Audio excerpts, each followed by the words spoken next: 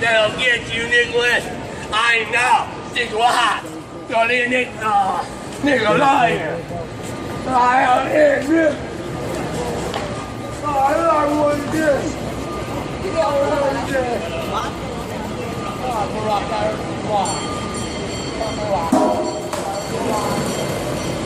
Hey, sir, get me translated.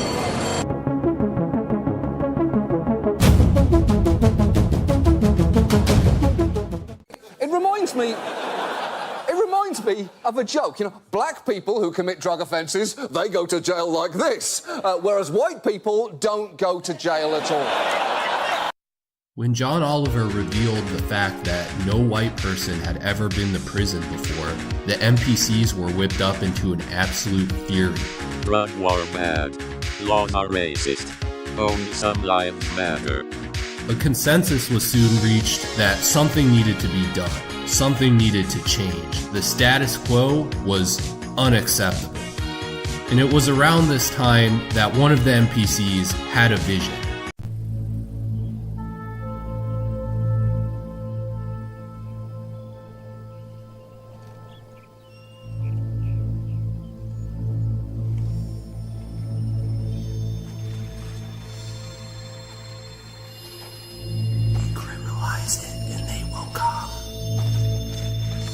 The NPCs acted quickly. About the city of Seattle and something it calls the Social Justice Program. Seattle deciding that it will not enforce certain laws and policies that it deems racist for minorities. Well, the city was not happy with our report. So Seattle's attorney, its city attorney, is here live with me now to respond. I have prosecutorial discretion. I can simply decide which cases we're going to charge. And in this case, it furthers public safety and also furthers a race and social justice initiative. The winning combination. But the reason you're doing that with everyone is because of your concern about illegals getting deported. That is true. With low-level offenses no longer being pursued by the government, slowly they came. First, just a few of them, and then more. There were hordes and hordes of zombies.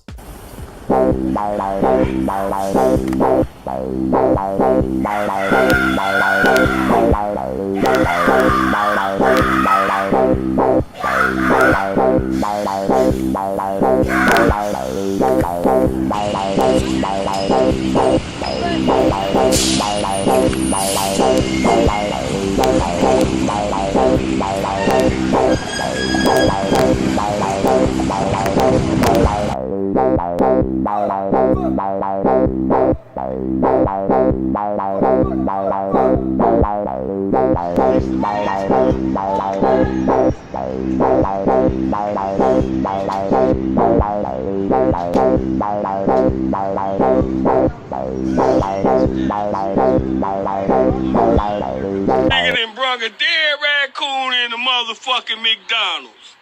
Look at this shit. This motherfucker crazy. They ain't gonna bring it in there where the food at. Nigga, you going to jail. Why would you do that, bruh?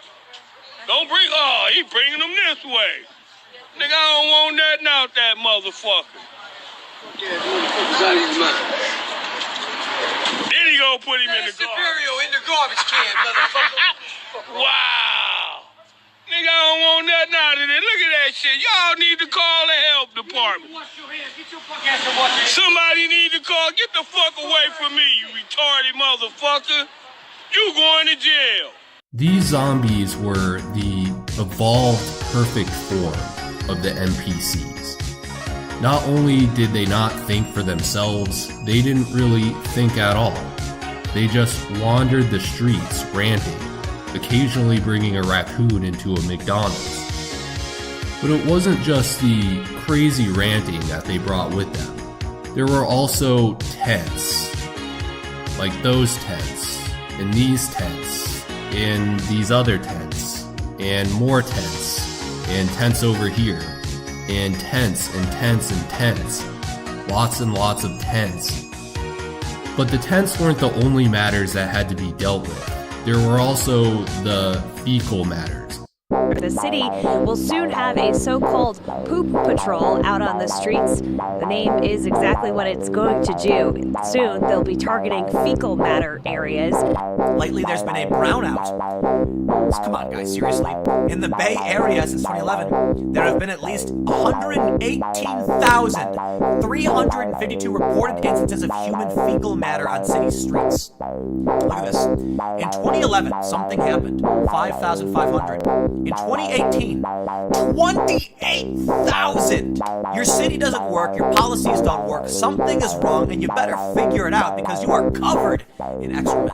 Nonprofit organization Open the Books has created a simple map. The map shows every instance, it's on the screen now, in the past 8 years where human waste has been reported on the sidewalks of San Francisco.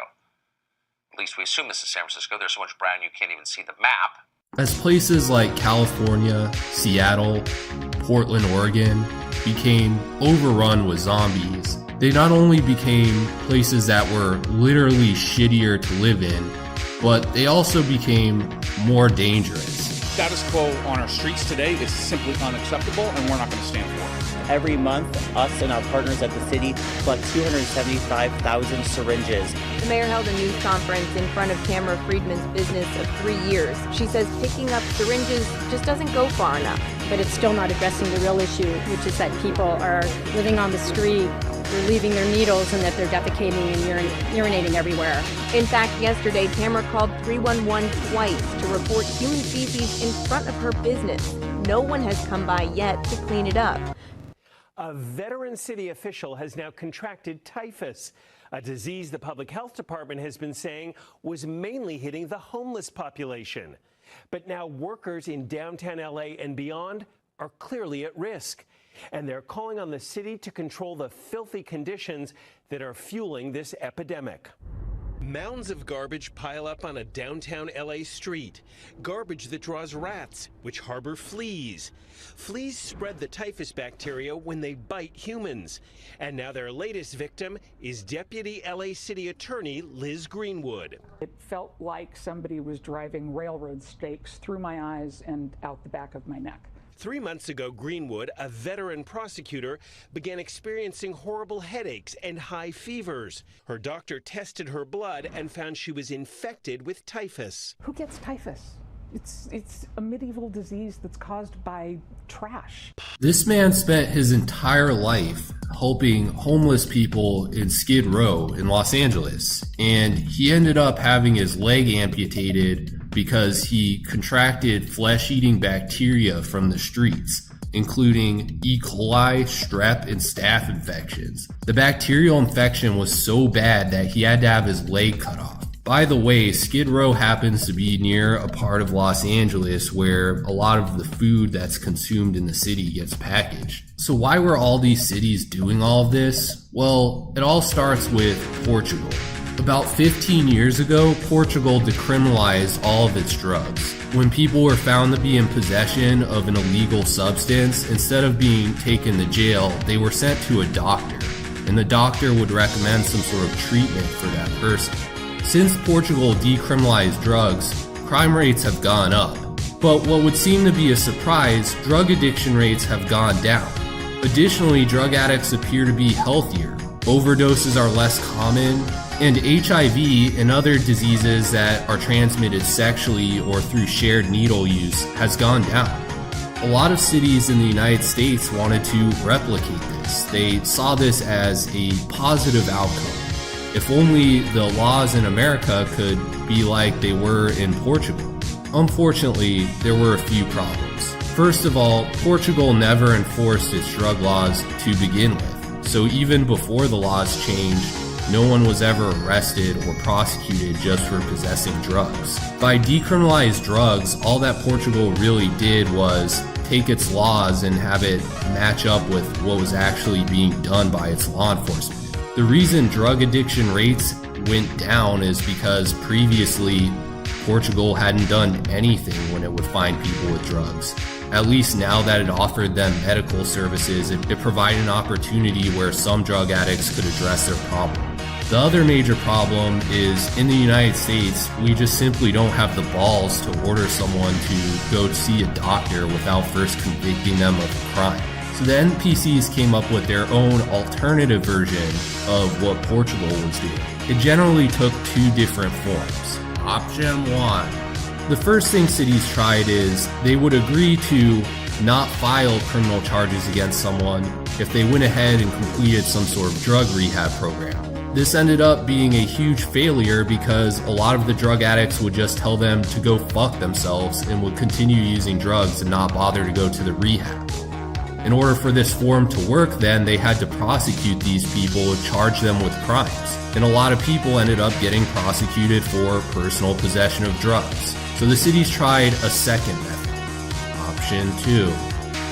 The second thing that cities tried is they would charge someone with a crime, but if the person agreed to go to a rehab program, the charge would be dismissed and the person would no longer have a conviction. But the drug addicts a lot of times would end up telling the government to fuck off because, let's face it, this is America. We don't listen to what the government tells us to do. So those people would end up with permanent convictions on their record just for personally possessing drugs. So the NPC cities said, fuck it, we just won't prosecute anyone at all. We won't send them to rehab, we'll just let them do whatever they want. And the NPC cities went way further than Portugal. Portugal would at least arrest people if they committed actual crimes. In Portugal, you wouldn't be allowed to live in a tent on the sidewalk and shit on the street. But that became the normal practice in a lot of cities, including Portland, Seattle, and many cities in California. Now I want to point out two different facts. Fact number 1, drugs cost money. Fact number 2, most employers in the United States have a very low tolerance for bullshit. Given that these two facts exist, you would expect sooner or later most people's drug addictions would get worked out. They just wouldn't be able to support themselves anymore. However, if the government stops enforcing laws, allows people to live rent-free in tents on the sidewalk, doesn't prosecute people for shoplifting or burglarizing cars, or engaging in street prostitution or aggressive panhandling, then the drug addiction problem becomes a lot more persistent. Well, what about the non-NPCs who live in these cities? As you can imagine, they've become mighty pissed. They're now living in a world where it's complete anarchy when it comes to people stealing from their stores, shitting in front of their doorstop, leaving syringes outside their children's schools. But at the same time, there's nothing they can really do about it. If you're an honest, hardworking person and you decide to retaliate against a homeless person, well, you're not going to be treated the same way that they are. You can expect a harsh punishment. This situation where a government fails to protect people's rights, but at the same time will deny someone's rights if they do anything, is called anarcho-tyranny. And it's now the reality for most of these cities. But can the non-NPCs do anything? This right here, this is a sidewalk right in Portland. There's an address to this. And that woman right here has been out here for about a year, maybe more. And this is what she leaves here. And, I gave her $10. She took it, and then she left. She's going to there's a liquor store right over there. She's going to get some alcohol right away. There is a cemetery in Seattle, a Jewish cemetery. Campers and RVs park next to it and stay. This man, Ari Hoffman, this shouldn't be happening in civilized society, says the cemetery has been violated repeatedly. Prostitutes are working the woods. Drug addicts are working the woods. Our groundskeepers come in on Monday morning and they find everything from a weekend of fun, which is needles in the ground, crystal meth on the tombstones, other drugs, garbage. They leave their garbage outside. They see feces on the tombstones that's left over from whatever happened the night before. So why do we see so many people living outdoors? Will you manage these camps and will you enforce the law? There has evolved a profound disconnect, and rarely has it been more vividly laid out than in this exchange. If property crime is committed, violence is committed, you need to call 911 and the police. You've lost all credibility when you say, you said 2 words. You said call 911. Do you understand that the police have told us to vote you all out so that they can do their jobs. And you're telling us, call 911? It was a valiant effort, but the NPCs were not going to give up so easily. They fought back and crushed the rebellion. Alt-right style thuggery. Demagogues. A sensationalized spree of fear and hate-mongering. I bet some of you have been watching this video and thought to yourself, thank goodness that I live in a red state. I don't live someplace silly like San Francisco or Seattle. Where I live, people have standards. Some people even go to church. And you know what? We've got guns. So I don't need to worry about any sort of zombie apocalypse. Well, wait a minute. We've got a breaking news story here. John Creuzot, the district attorney for Dallas County, finding some opposition from those police chiefs and from some Dallas City Council members who are not buying into this directive to decriminalize certain offenses. What if 6 people come in one day and take diapers? District Attorney John Creuzot heard a lot of that today. We will have a definite negative impact on our small businesses and in our communities. A lot of concern and questions from Dallas City Council members regarding his announced criminal justice reform actions. No more prosecution of first-time marijuana possession. No more DA prosecution of people accused of stealing food. Creuzot calls it items of necessity. And he told council members today why. This is about the truly poor who are truly stealing to sustain themselves. This is not somebody who's out trying to make a living by being a thief. Creuzot has called it criminalizing poverty. But this afternoon, a message from more than a dozen Dallas area police departments, chiefs from 15 departments, aligning themselves and opposing the DA's plan. If we're going to just say that we're going to do away with the criminal justice system, that these folks don't have to pay any consequences, at what point are they going to change their behavior? This narrative of mass incarceration in Dallas County is just not true. If the zombies can take over Dallas, they can take over anywhere. It's only a matter of time till the entire country is just completely overrun by zombies. We're facing a full-fledged zombie apocalypse here. So my advice is make sure you're well stocked on ammunition because we're fucked.